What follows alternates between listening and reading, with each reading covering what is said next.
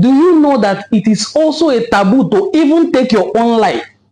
That is why I have a disagreement with the Igbo landing, because it is against Igbo culture for one to take even his or her own life. Saying that the Igbos jumped into the waters because they feared that death was better than bondage is absolutely a ruse, because in Igbo culture it is instilled in us that you are not permitted to take even your own life. Now, this is also very shocking that even the eyes that sees a person who takes his or her own life, that is a person who has committed suicide, will go for cleansing. Yabani izizi onye kwụ ụdọ onye shoni geje wewucha. And that person who has committed suicide is also not qualified for a funeral.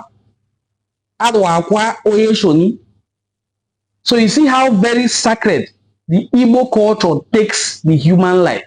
It is treated with utmost respect and regard, contrary to what we have playing out today, where there is bloodshed all over the nook and crannies of Igbo land. This is not our culture. What is going on presently in Ani-Igbo is not Igbo culture, and we should retrace our steps.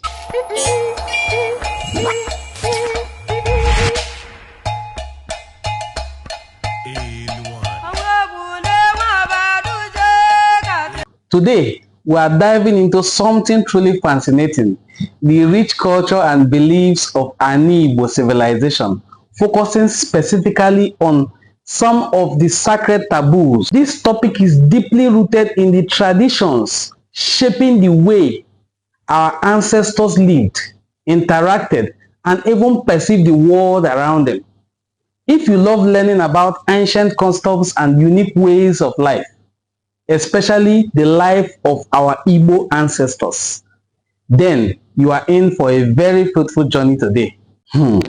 Now, I know taboos can be a bit mysterious, sometimes even a little shocking, but these taboos, known as Nso in Ani-Igbo culture, are not just rules. They are deep moral teachings that guide personal and community behavior. And trust me, you will be surprised at some of the things that are considered sacred and untouchable in this civilization. We are going to be looking at 10 different sacred taboos, things that are considered anathema in the Igbo traditional society. Join me on this very beautiful ride, because you are going to definitely love this one. Here is a long list of Ani-Igbo taboos, so grab your seat, hit that like button if you are excited, and let's explore these powerful taboos. First, what is Nso in Igbo culture? Before we dive into the specifics, let's talk about what Nso really means in Ani-Igbo culture. Nso refers to the taboos or prohibitions that govern social behavior, conduct, and religion, and even the daily life and practices of our people. These taboos are sacred, meaning they are more than just rules. They are moral codes believed to be handed down by the gods or our ancestors themselves. Violating them doesn't just cause shame. It can bring severe consequences to the individual and even an entire community. And the crazy thing is, some of these taboos are so deeply rooted, they have survived through centuries of change, keeping a tight grip on culture.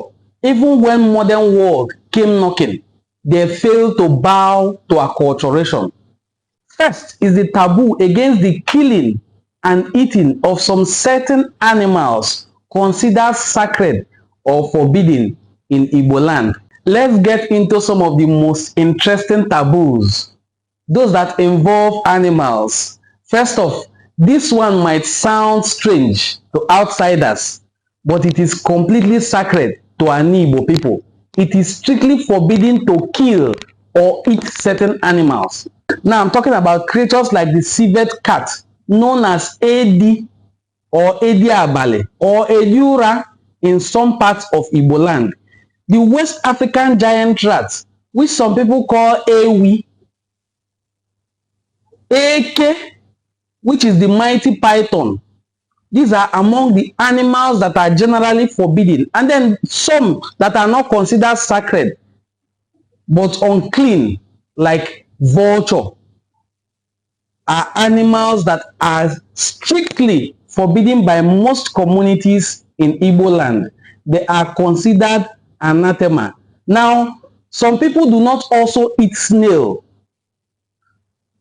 We say in Igbo culture and proverb that ọdịbendị na-adịghị be dịka ogiri isi na-agba mme. What is forbidden in a place but is not forbidden in another place is like ogiri isi that is bleeding blood. That is why some other Igbo parts will say ibe ndị na-eri ka ndị na-asọ, ihe ndị eri ka ndị asọ. As you already know, there is no killing of pythons, and we are not just talking about eating them. Killing them is considered huge taboo too. You can imagine the spiritual significance these creatures hold.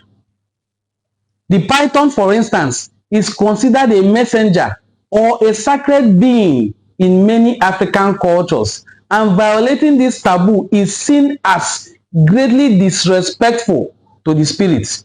You will remember in the book Things Fall Apart, where Okoli killed the sacred python, and a meeting was convened to discuss the matter, and they concluded that it is not in their character or nature or custom to fight for the gods, that the gods should fight for themselves. And a few days after, Okoli fell sick and died, and they concluded that after all, the gods of Mbanta were still alive to fight their battles, because Okoli had killed the sacred python.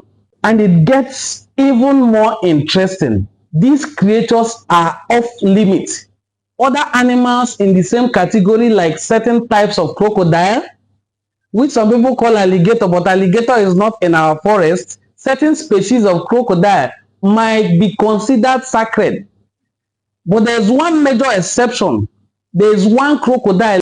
It lives in the lake of Nri that must never be eaten. To do so is to defy the gods. Some communities call the crocodile Agui, some call it Aji, some call it Oba. Let's talk about the Alose and its spiritual significance. First up, we have a category of animals known as Alose animals.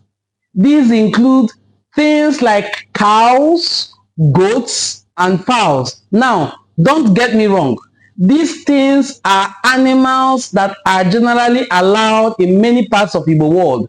But in Ani-Igbo culture, these animals are considered sacred because they are believed to be connected to the Alose, the spiritual deities of Ani-Igbo people. In Ogwashuku, for instance, it is believed that Obeda are Soefi. Now, because Obeda are Soefi, you will not dedicate Efi to that deity called Obeda. In Okpanam are Soebunu Neria Tolo. So, a ram is considered sacred. So that is the intricacies of these sacred animals. Killing or eating these animals is seen as an act of defiance against the spiritual order. Here is the catch. Sometimes it's permissible under special circumstances, like when a certain ritual is being performed. It all depends on the context, but in general, the rule is clear. Respect the Alose and the animals that are connected to them. Moving on from the animals to something far more serious, the sanctity of human life. In Ani-Igbo culture, there are some strict taboos regarding human beings and acts of violence. For example, it's absolutely forbidden to kill a human being, not just a crime, but an offense that brings spiritual consequences. This is what we call Ocho. And if somebody is involved in Igbo Ocho, to commit murder, that person or family will also be involved in equa otro, propitiation of this crime or taboo before the punishments are meted out. They will be forced to carry out propitiations. And it doesn't stop there. Violence is generally a no-go area. For instance, torturing someone, tying them up in a cord as a form of punishment or humiliation is totally a taboo. To chain someone and tie them up is a punishment that denigrates the human life, reduces human dignity, and the community wouldn't just look the other way. There are other more serious consequences for someone who engages in this kind of acts that is dehumanizing. Now, this one will sound very, very shocking. Do you know that it is also a taboo to even take your own life? That is why I have a disagreement with the Igbo landing, because it is against Igbo culture for one to take even his or her own life.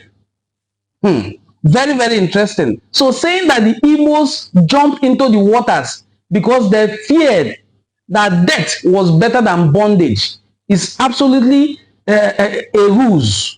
Because in Igbo culture, it is instilled in us that you are not permitted to take even your own life. Now, this is also very shocking, that even the eyes that sees a person who takes his or her own life, that is a person who has committed suicide, will go for cleansing. And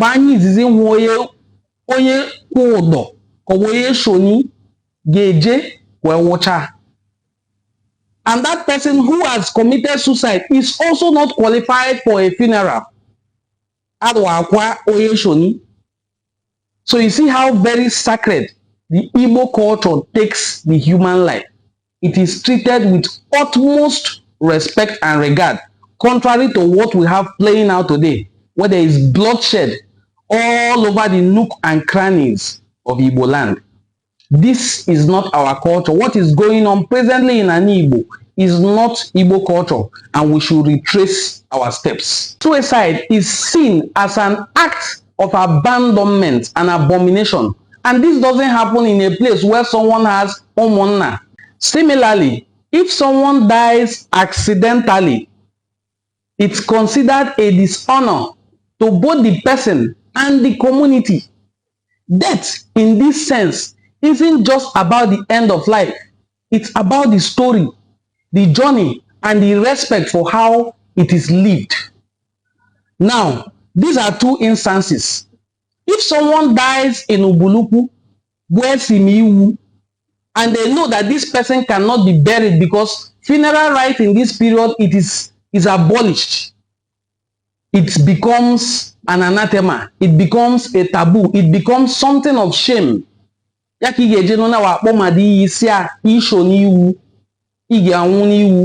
Somebody who dies during this period cannot be properly buried.